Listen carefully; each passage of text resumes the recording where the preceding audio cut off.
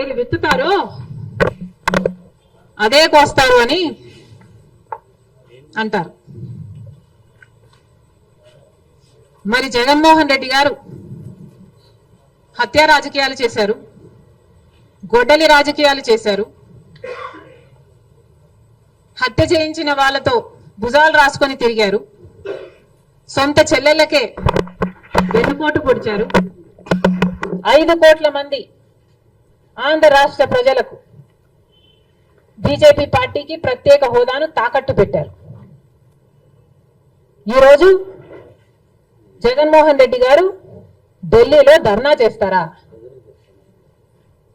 ప్రత్యేక హోదా కోసం ఎందుకు చేయలేదండి ధర్నాలు? 5 సంవత్సరాల మీద అధికారంలో ఉన్నారు కదా, మరి ఢిల్లీలో మీరు ప్రత్యేక హోదా కోసం ఎన్నిసార్లు ధర్నాలు చేశారు? ప్రత్యేక హోదా అసలు ఊసే లేకుండా చేశారు కదా. ప్రత్యేక హోదా గురించి మీరు ఏ రోజు పట్టించుకోలేదు, పోలవరం గురించి మీరు ఏ రోజు పట్టించుకోలేదు, రాజధాని గురించి అని చెప్పి 3 రాజధానులను కన్ఫ్యూజ్ చేశారు. ఆఖరికి కడప స్టీల్ ఫ్యాక్టరీని కూడా మీరు పట్టించుకోలేదు. విశాఖ స్టీలు మన రాష్ట్రానికే తలమానికం అయినా అమ్మేస్తామన్నా కూడా పట్టించుకోలేదు. ఈరోజు మాత్రం ఢిల్లీకి వెళ్ళి ధర్నా చేస్తారట.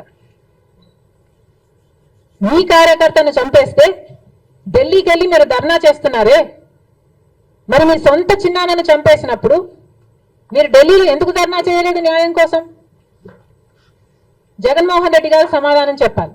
అసలు ఈ వెనుకొండలో జరిగిన హత్య కూడా పొలిటికల్ మర్డర్ ఇది కానే కాదు, ఇది వ్యక్తిగత మర్డర్ అని కూడా అంటున్నారు కదా.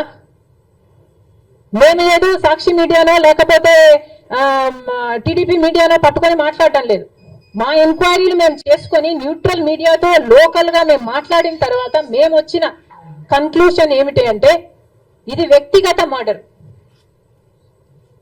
మొన్నటి వరకు కూడా హత్య చేసిన వాళ్ళు, హత్య గురైన వాళ్ళు ఇద్దరు వైసీపీతోనే ఉన్నారు. మరి అలాంటప్పుడు ఇది పొలిటికల్ మర్డర్ ఎలా అవుతుంది? ఈ పొలిటికల్ మర్డర్ అని మీరు చెప్పి మీరు ఢిల్లీకి వెళ్ళి ధర్నా చేస్తున్నారా? దేనికి?